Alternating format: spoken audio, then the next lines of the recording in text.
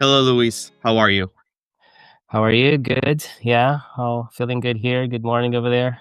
Good morning to me. Good afternoon to you. Thanks for joining us. I was excited to talk to you today. I was really thinking about how you kind of you have this tailored role of like, you're a researcher, you're a parent, you're an advocate. Maybe it's more than the dual. Maybe it's a three-way, four-way role, right? But all the work that you're doing in the sort of ultra rare V-ATPase space and the disorders, it was pretty exciting to me as I kind of dug in more to it. And I thought about how we were going to have this conversation today, Luis. So maybe what I'll do before I get into all of that is just ask you to say hello, kind of introduce yourself a little bit to the Rare Awareness radio audience to get things rolling.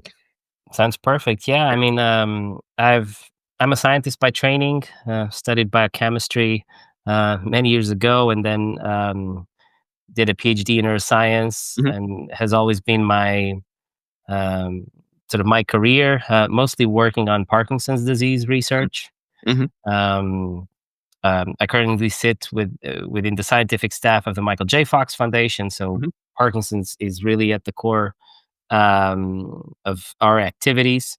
And then, a few years ago, given the birth of my son, who was born with genetic yep, change in this one of these VATPase genes, mhm, um, which caused sort of developmental delays and epilepsy and a lot of and um, cognitive difficulties, and mm, so it was sort of a big change for us.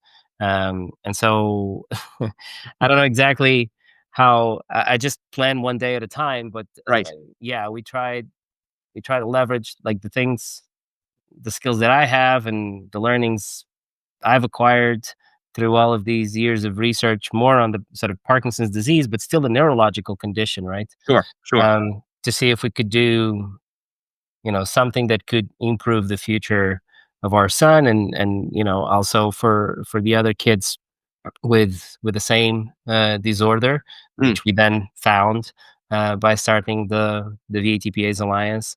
Yeah, so like how I guess we try to put everything together with very few hours of sleep. Let's put it that way.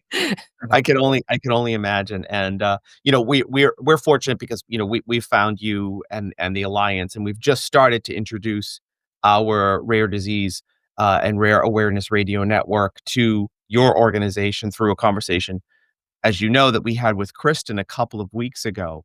But still, a lot of people will be hearing about VATPAs for the first time, right? When they hear this conversation between you and I. You did describe it a little bit a minute ago. Um, my understanding as a member of the non-scientific community is really it's a protein, there's the protein complex, there's these mutations that can lead to severe neurological disorders. What more can you kind of tell us, Luis, to kind of educate us a little Yeah. bit on what's happening? So VTPAs, like you said, it's a protein complex. So it actually is built from a lot of different subunits, Mhm, and it is essential for life. mhm, All our cells have it. Um, and in fact, if, for instance, you don't have both copies of one VATPase gene, it's not viable. mm, So it's really essential to life. And what it does in our cells is it is present on the endolysosomal vesicles and in synaptic vesicles in neurons, and acts as a proton pump. So it mhm, transfers protons from outside the vesicles to inside the vesicles, mhm, and with that, it lowers the pH, mm, and it creates that chemical balance, which sure. is really essential for a lot of processes. So, like you could imagine a protein gets synthesized in the cell, needs to know where to go. Mhm, That chemical gradient, it kind of guides for where the protein should go within the cell. mm, And also, this is like biochemistry 101, but you have proteins that are uh, active in more acidic conditions, and you have sure. proteins that are active in less acidic conditions. And so again, that chemical balance is essential for those proteins to do their function, Mm, in the optimal conditions. So if that balance is disrupted, you can imagine there's an array of things mm, that stop working properly in the cell. mm, And so it's really sort of a far-reaching and complex outcome of not having VATPase working properly, because you do not affect just the VATPase function, but also all these downstream proteins that kind of depend on that pH balance within the cell. Now, specifically, in two organelles where the VATPase is more relevant, the lysosomes and the synaptic vesicles. Okay. The lysosomes, like you can see lysosomes, I think everyone uses this analogy as the recycling center of the Hmm. cell. Hmm. So a lot of cellular waste, degraded macromolecules that, just occur as an outcome of cellular function, they go to the lysosomes and they're breaking apart in their pieces and kind of rebuilt again elsewhere. Mm. So when you don't have a properly functioning VATPase, that process doesn't occur. In the optimal conditions that should Sure. occur, and so you have some imbalance there on the recycling component of the cell, and then on synaptic vesicles. Once again, this lower pH is essential for the neurotransmitters to be incorporated and stored in the synaptic vesicles, and Mm. so you could imagine that if you don't have that process working well, the synaptic vesicles are not fully loaded with the Sure. neurotransmitters, and so that affects neuronal communication. Mm. Um, and so, yeah, it gets like It's it paints a complex picture sure. of exactly how this translates into human diseases.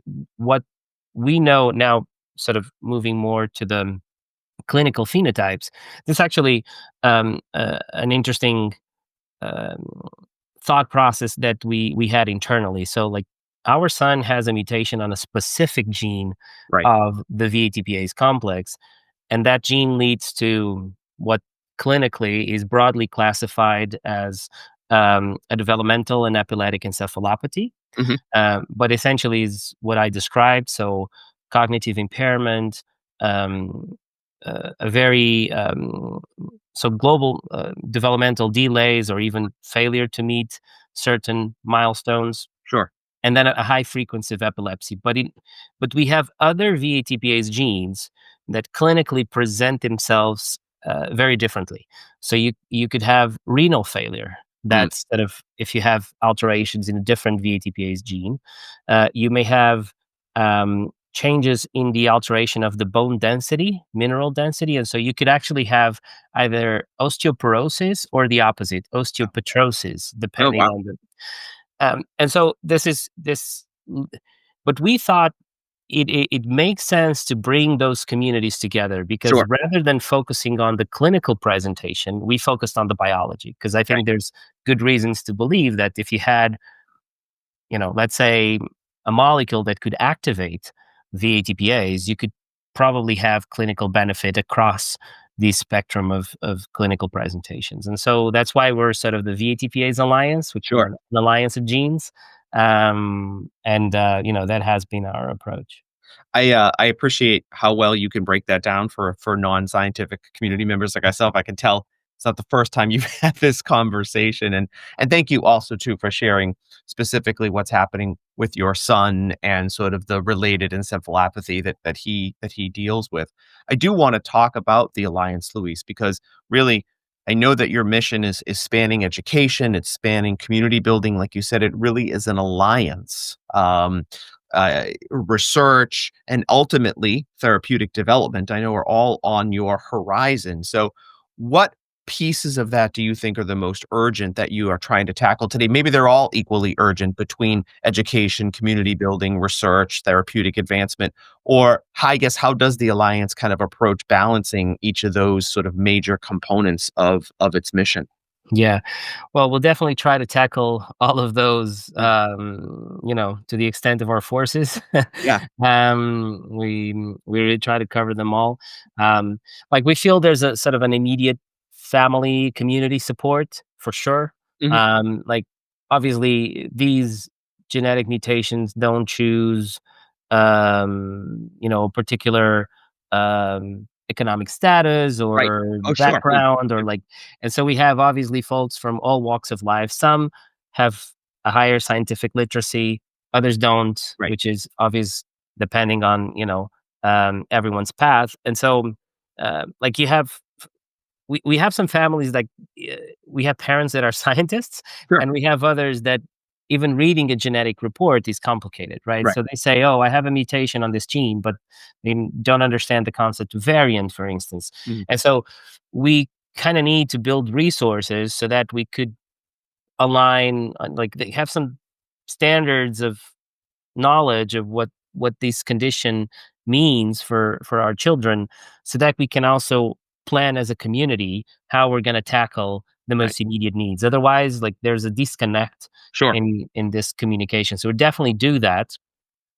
We also have sort of a private Facebook group and different WhatsApp groups and things like that, so that families can communicate directly. We feel Sure. that this is very helpful for everyone, because we have kids that are, infants, and we have others that are adolescents, Mhm. and we even have a couple of adults in the community, and so being able to kind of, I wouldn't say predict, because Sure.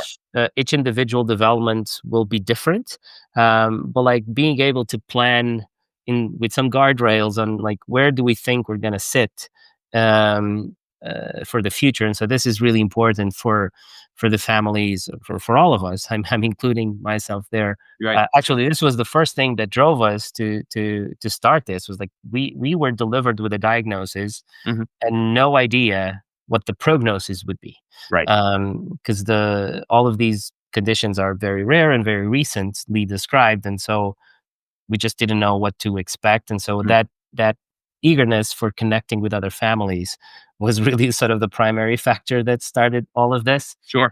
Later on, we kind of, put our heads together to do something, not only just to connect, but also to create an impact and sort of be an actor of change in the cards that were dealt to us, Yeah. essentially.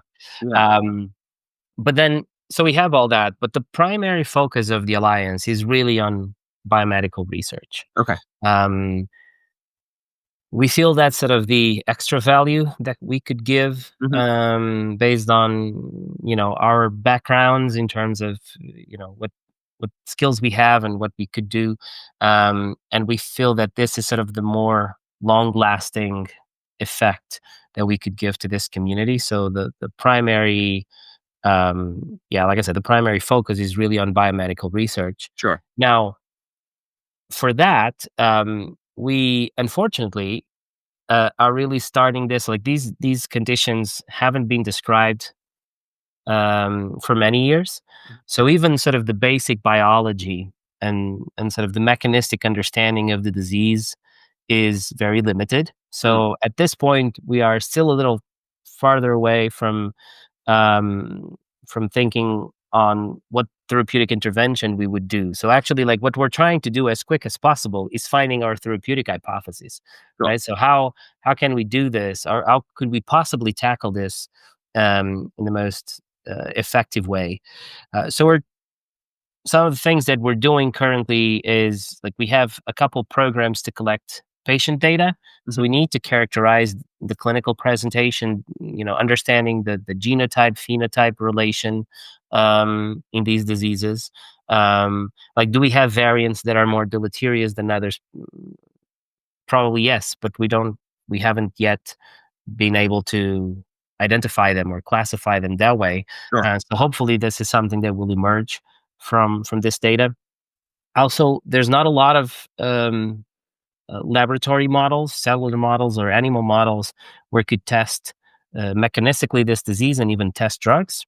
So we have been putting some resources in generating those models to kind of de-risk therapeutic development. Mhm. Um, a few months ago in July, we started collecting biosamples. So Oh, wow.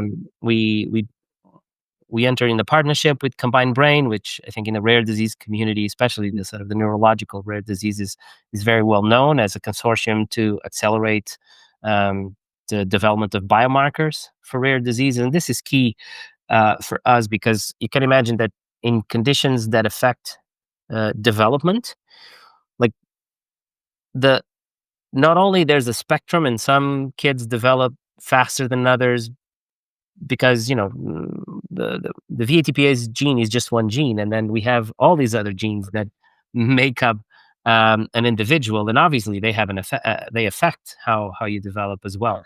And so you could imagine that that's an heterogeneous path, and then and a slow one. And so if you want to test the efficacy of a certain drug in a reasonable amount of time, you have to have some metric that could tell you if that drug is having an efficacy, or is being efficacious or not. Mm. And biomarkers is really something that could unlock that for us, because like, to be more specific, like for instance, um, over 90% of the kids on our community are nonverbal.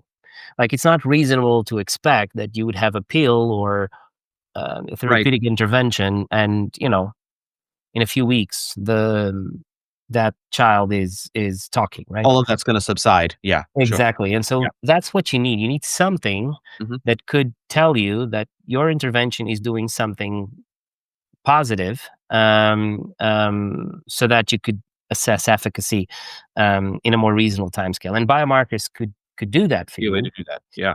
And so that's another big priority for us. We started collecting these biosamples. Mm. We have them in a biobank. They are available to the research community globally. Mm. So it's a resource we want to, put out there for the research community. And so these are more like targeted investments on research, but also another important component is, because these diseases have been recently described, because we're now trying to bring together a bunch of different genes that have very different clinical presentations. So you could imagine that children that have the neurological phenotype are seen by neurologists, but the ones that have kidney failure are followed by nephrologists, right? Mhm. And so the research community around this is also very fragmented, Sure. because, like, why would a kidney doctor talk to a brain doctor? Right? And so part of our objectives is also to bring the research Mm. community together Mm. and make the bridge that, like, you're looking at very different diseases, but but they're very well connected from a biological standpoint. Mm. And so what can we learn from the research that is being done, in models versus brain models and so forth. So, yeah. I wanted to ask you about that actually. It's an interesting segue because you mentioned how, a neurologist and a nephrologist aren't necessarily going to speak to one another. And we know in the rare disease space, there is so much benefit to interdisciplinary care coordination. um, you kind of have, I see a kind of dual challenge, Luis, where you're trying to unite families, right, across this rare disease community. There's a lot of barriers associated with that. We know that there's less than, I think I read, 200 patients that worldwide with a VATPase neurological related condition. Then you've got the additional hurdles of connecting clinicians and researchers. And you mentioned some of the strategies there, Luis, that you kind of um, implemented. But to me, that's a challenging sort of dual pronged problem of uniting the families and finding these families, but then also uniting the care teams for these patients as well. Yeah, absolutely. And again, like, the number you put to 200, like, we don't fully appreciate the prevalence of the disease yet, so we don't Sure. know exactly worldwide how many people would be affected. Okay. I know there's underdiagnosis, because you need a full exome or a whole genome sequencing Testing. Yeah. for testing for these variants, and obviously that's not standard of care Yeah. almost Not at all. anywhere. Yeah. And certainly in less developed countries, that's not something that you can Mm. have easily. So it's certainly underdiagnosed. So those are the patients we have identified. Mm. That we have, actually is more 100. We have about 100 families that we identified. Okay. We know where they are. We have ways to communicate with them, but that should not represent sort of the global population Right. of the diseases. Like, we don't know that yet. But to address the second part of your question. Yeah, it's definitely a complex matrix. Yeah. And I can say that, we nailed all of the different aspects of it, but I think that's sort of the path to go. Yeah. And especially because it's like, these are all ultra rare genes. um, Being able to, to bring everyone we have in this Yeah. community, the research side, the patient side, together, in my view, it's the right way to go. Mhm. But there's certainly complexities, different fields, different clinical presentations. So like how, there's a different relationship between families sharing the same diagnosis, or having a very different clinical presentation. Sure. So we also need to educate everyone on that, and why do we have everyone together. Yeah.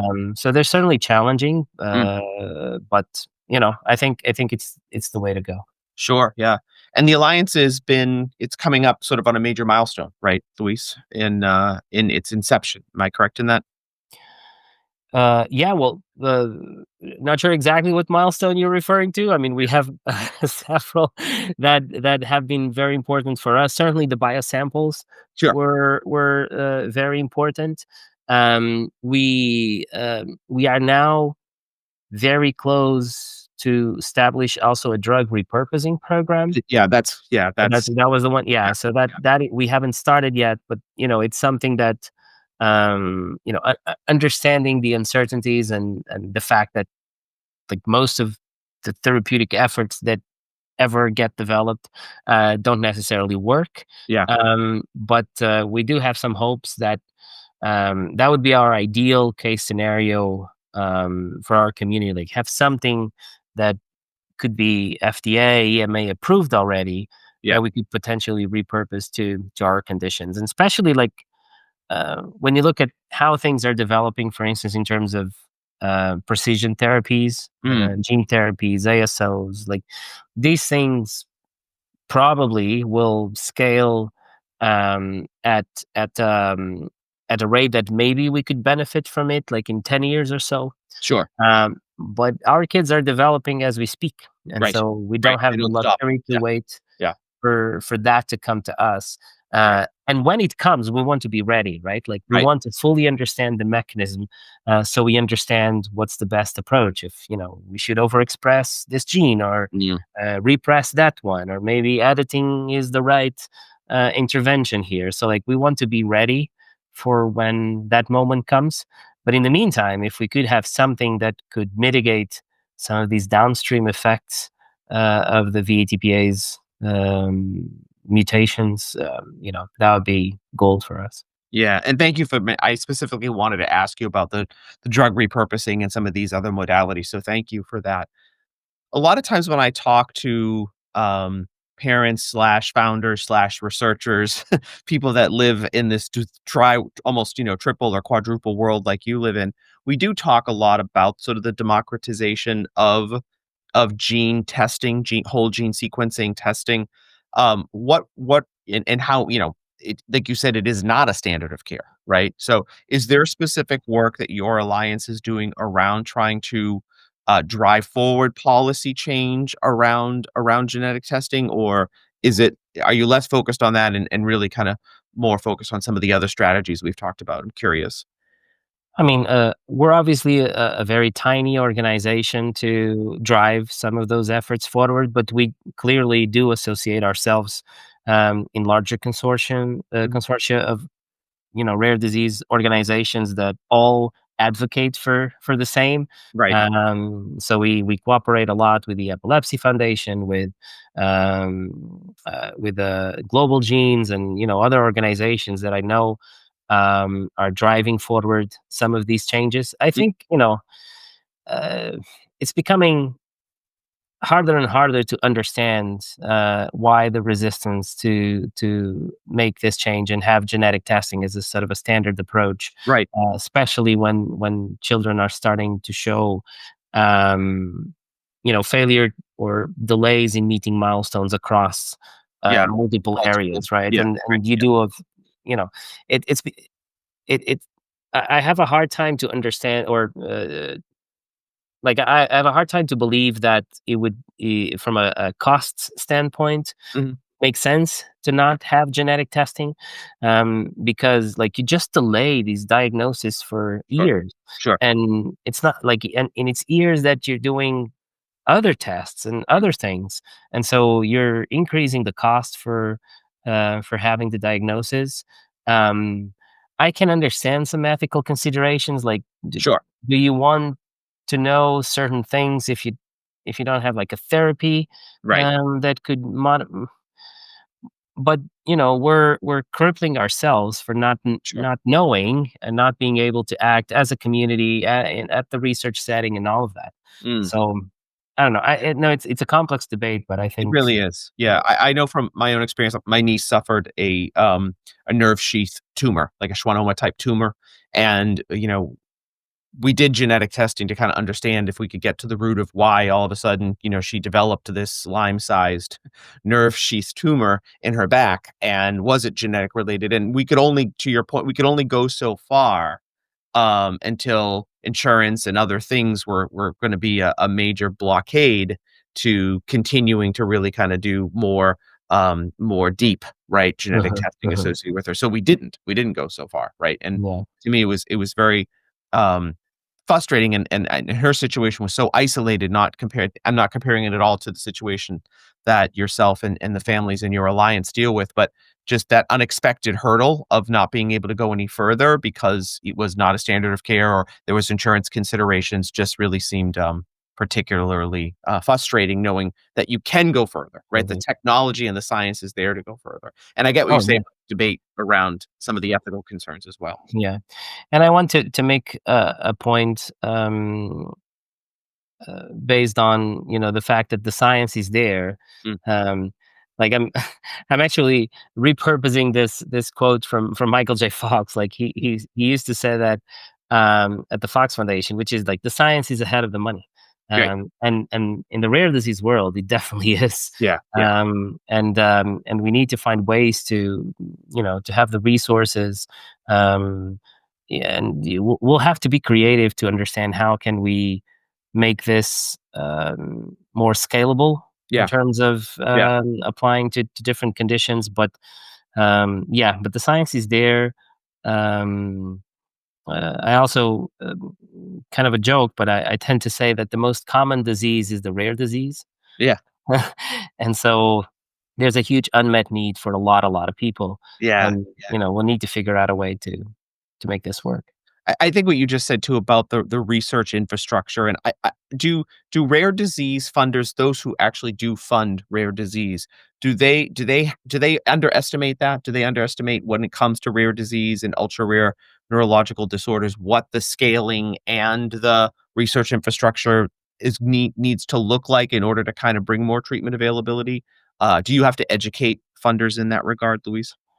I think so. And also because the way the mindset is set up is that you tend to focus on, well, it's two kind of things. Either you focus on the clinical presentation of many different conditions, Hmm. and that has some benefits, but also in terms of therapeutic development makes it a little harder Hmm. because you know autism is not a disease, Right. epilepsy is not necessarily a disease, it's a Right. clinical presentation, and Right. the biological etiology might be very different. Mm.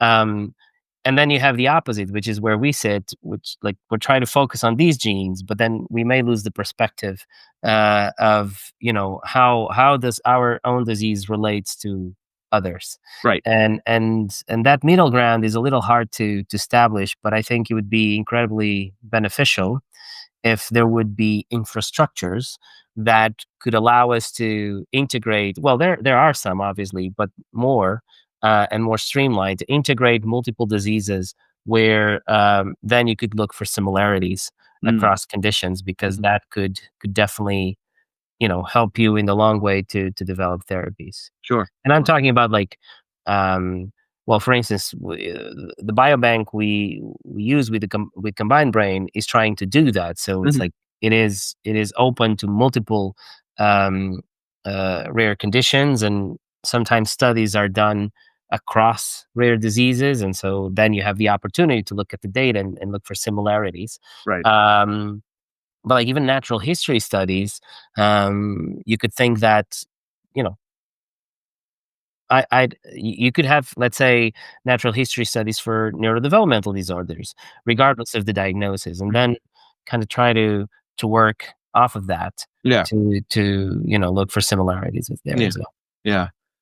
If you don't mind, I'd love to know a little bit, how is your son doing? I mean, how is he progressing? He's good things. Yeah, He's a good. very happy kid. I love that. Super super happy. Which really warms our hearts. Yeah. I mean, to me, he's the definition of an angel because he has no understanding of evil. Right. Like Right. he does not try to deceive things. Like if someone tries to hurt him, he doesn't know how to hurt back. Heartbreak, yeah. So he's literally a definition of an angel. You know, but he lives in his own world, has a Yeah. lot of learning Sure. disabilities. So it's really hard to teach him how to um, to do simple things. Mhm. Communication, like he's nonverbal, and communication is the Probably the biggest hurdle because he challenge. also has very little, almost non-existent receptive language. So Sure. it's not just him not being able to talk to us; is we can't explain things because he doesn't Yeah. understand And yeah. those things. So like he needs a lot of physical support Mhm. for grabbing things because he needs to understand that he needs to grab this piece to put in there so that something can happen. Right. And that Cause goes, effect. Yeah. yeah, Yeah. the cause and effect exactly. Mm. And then we are very fortunate that he can move independently. That's A lot of the kids yeah. with similar variants, unfortunately, can't, and some are in wheelchairs. Mm. Um, but he does have a poor motor planning. Mhm. So there's a sort of a cognitive exercise that everyone does. For you to go from this point to that point, Sure. given obstacles, stairs, or like, Yep. Things you and can do that's a before. process Yeah. that he has challenges with, and so he's very prone to falling Mm. because of the poor motor planning, and especially if something comes up that he was Unexpected. not unexpected, Yeah. he doesn't react very well, and Yeah. so also when he falls, he also doesn't know how to protect himself very well. So Sure. sometimes he does, but most of the times he doesn't, and Sure. so typically, he'll hit his head Mm. on something, and so that's always a huge Turn. um, Yeah. concern for us. But yeah, I mean, he's a hardworking kid. I mean, he has a lot of therapies, a lot of folks around him trying to support him and push him to the best of his ability. We love him, and we're privileged to have him in Yeah, he our sounds like our a life. fighter. 'Cause Yeah, he yeah, sounds like a yeah, yeah. fighter. Yeah. That smile solves Yeah. everything. That's amazing. He sounds like a fighter, and I know, so much of what you're doing as a parent advocate in this space is really stems from him, and entirely probably stems from him, so thanks for that. Luis, as we kinda get to wrap here, I want listeners to understand how they can support your work, whether they're a family, whether they're a clinician, whether they're a researcher, whether they're a donor. What call to action or what specific action do you want folks to take away today as they kinda listen to this conversation and help you folks move your mission forward?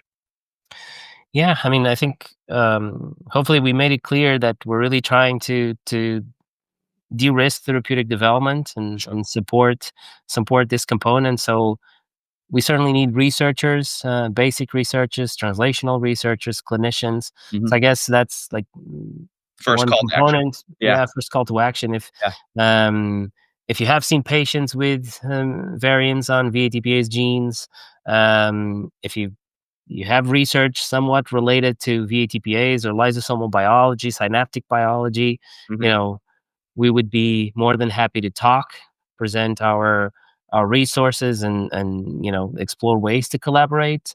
If you're if you have like now outside of research, if you have talents around Mhm. communication, web design, like we're a full enterprise, You right? need Like everything. Yeah, we don't do just research. If if you have skills in law, and yeah, we need to be compliant across states, for doing a bunch of different things, and that's obviously complex to run all of that. So if you have, you'd like to volunteer some of your free time to help us, and I'm sure we would get something interesting for you to do, and to help us on the mission.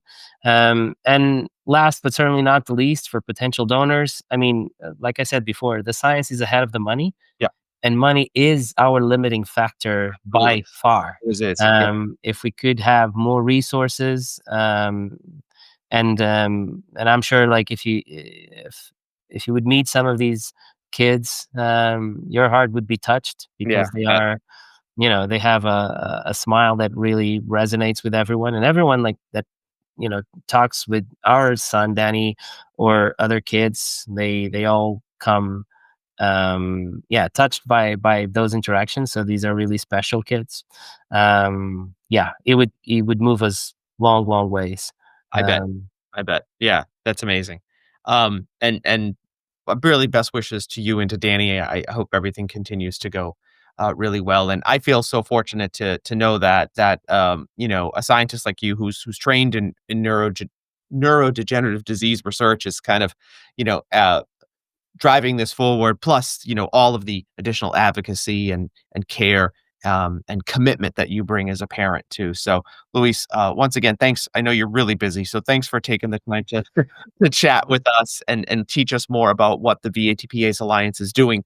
And we look forward to continuing conversations with some other folks within your organization next. So, thanks again, Luis. We really appreciate it. Thank you, Richard, and Scott as well, for putting this together. It's really important, and you guys now kind of associate to our family of supporters as well, We're because honored. it's important to really spread this word, and build some awareness around these conditions. Absolutely. So Absolutely. thank you so much for your time. You're welcome.